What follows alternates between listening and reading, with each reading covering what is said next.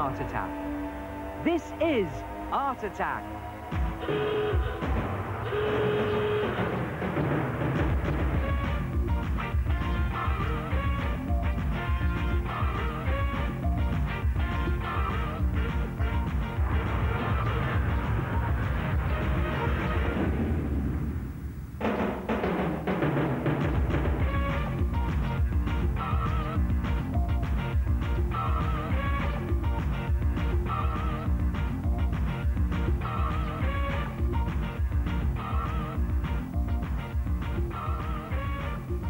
Hello there, welcome once again to Art Attack, the big art show. Do you know, I've discovered a great way of making posters and mass producing them. Come and have a look at this. Take some paper for your posters and then cut a piece of cardboard to exactly the same size as your poster paper. Now the best cardboard to use for this is cardboard box cardboard. And then design your poster onto the cardboard, not the poster paper. Now just draw a very simple drawing in the middle of your cardboard, depending on what type of poster you're doing. Now I'm going to do a poster for a party, so I'm just going to draw some very simple party balloons in there. Just draw the shine on the edges of them, like that. And then fill the rest of the space on your cardboard with thick, chunky lettering. But here's a good tip. If you're right-handed, hold the pen in your left hand, or if you're left-handed, hold the pen in your right hand. And the reason for that is you get this fantastic sort of wobbly line effect. Now, I love this effect, you know. It reminds me of those French Parisian posters done by that famous artist Toulouse-Lautrec. Sort of very French, very zany. And just, that's it, right into the corner there. Don't have to be neat, just fill every space available. I'm just going to do this bottom bit quickly here. And again, I say you don't have to be neat at this stage, because what I'm going to do is I'm going to cut these letters out. But you must fill as much space as you can on your cardboard, even if it just means squeezing one of your letters up there, or even distorting one of your letters down at the bottom so that it fits in, or even putting a letter one inside each other like that. It all adds to that zany French effect. Very Toulouse-Lautrec-y. There it is. When you've done your letters and your drawing, cut them out and put them back into position on your paper, a bit like a jigsaw. See that you've got something that looks like that. And just put the G in there and the H, and again just squeeze them in and find the spaces. Move it over a little bit there. And when you're at that stage, take some blue tack or some sticky tape and literally press it onto the front of your letters.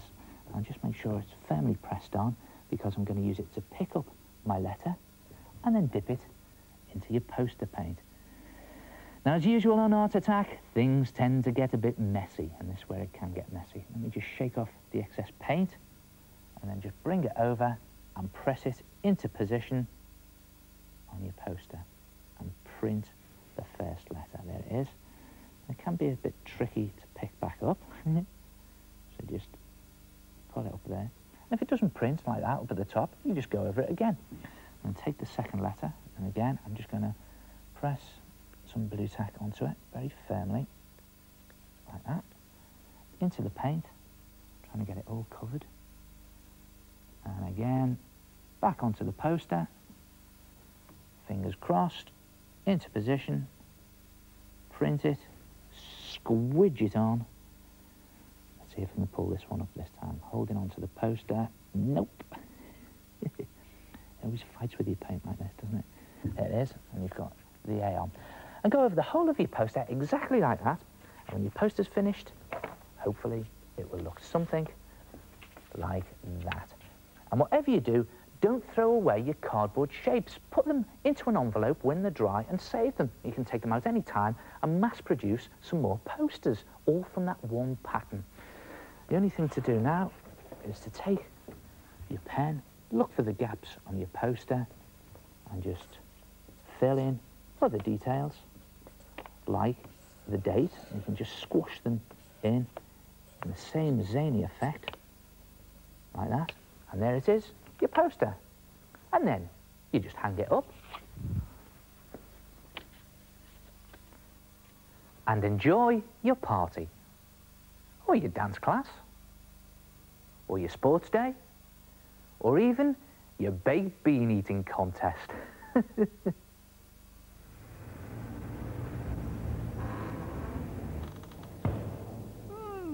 Very effective. Oh, hello. Yes, it's the head here.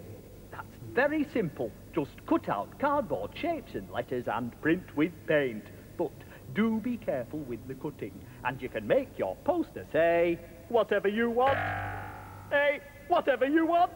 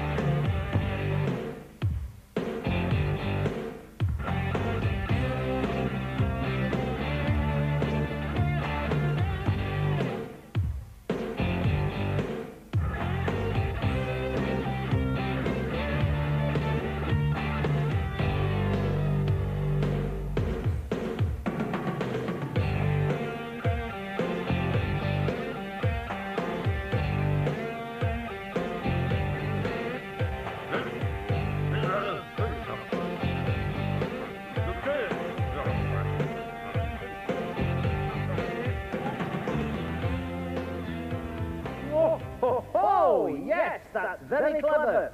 But don't go playing around on building sites. They're very dangerous places. See what I mean?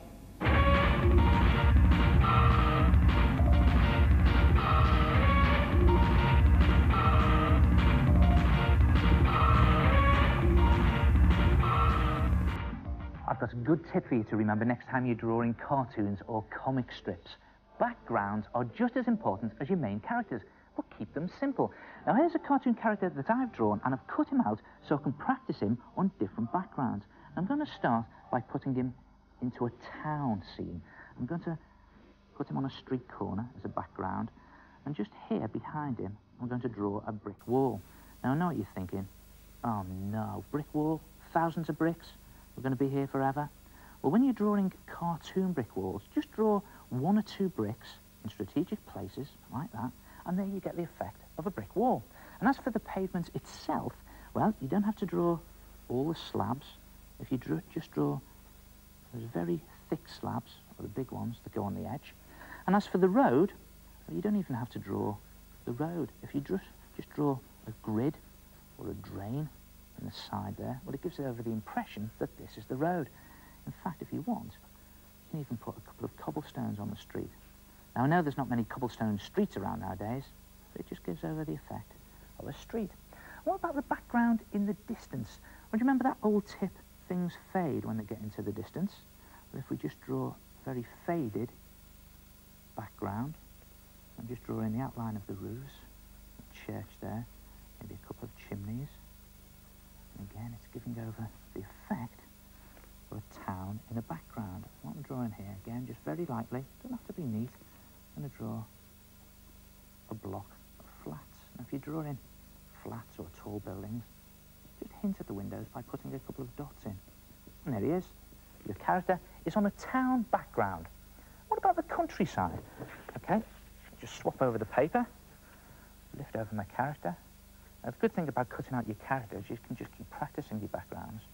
And I think what I'll do here is put them in the countryside. The first thing I think of is some grass. So again, just a couple of dotted lines for the grass. And I think we put some woods in the distance, again in the background. If you're going to draw woods for your background, just draw some, it looks like fluffy clouds in the sky. You don't have to draw each tree individually. And then, no, they're not clouds. If you just draw some like scribbly lines for tree trunks and connect them to the ground, there you have the impression of trees in the background. I think we'll just put a stream here. Again, keeping it simple, just one or two lightly drawn lines for the reflections in the water. And there it is. Try it yourself. Cartoon background. But don't forget, keep it simple. Oh, that's a nice tip, is that? Using different backgrounds. I will now show you what I look like against a different background. Lower it in! Hello? Hello? Hey, where am I? I've disappeared.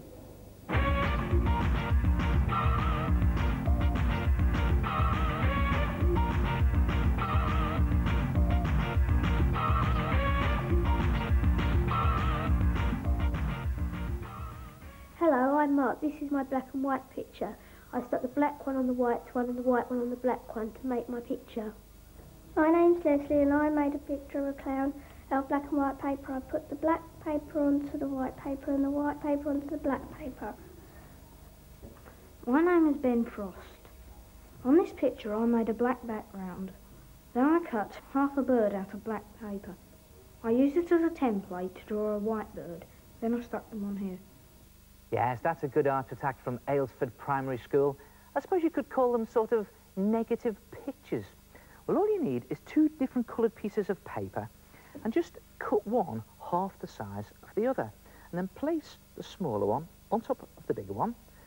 And then just draw some shapes onto the smaller piece of paper. Now, I'm going to draw around my hand here. You can draw any shape you like.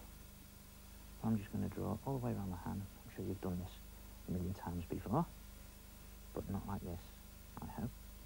Now, when you've done that, just cut that shape out so you get something that looks like that.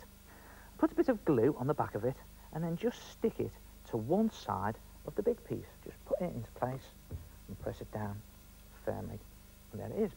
But don't throw away the bit that you cut out. Bring that in, flip it over onto the opposite side and onto the other colour, put some glue on the back of that, and then press that firmly into place, and there you have a negative picture. And of course, you can do it any shape you like, any colour you like, any size you like. Just take two different coloured pieces of paper, cut one exactly half the size of the other, draw some shapes on the smaller one, cut it out, flip it over,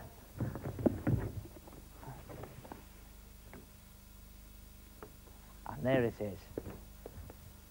Try it yourself, a negative picture attack, and I'll see you next time. Ta-ra!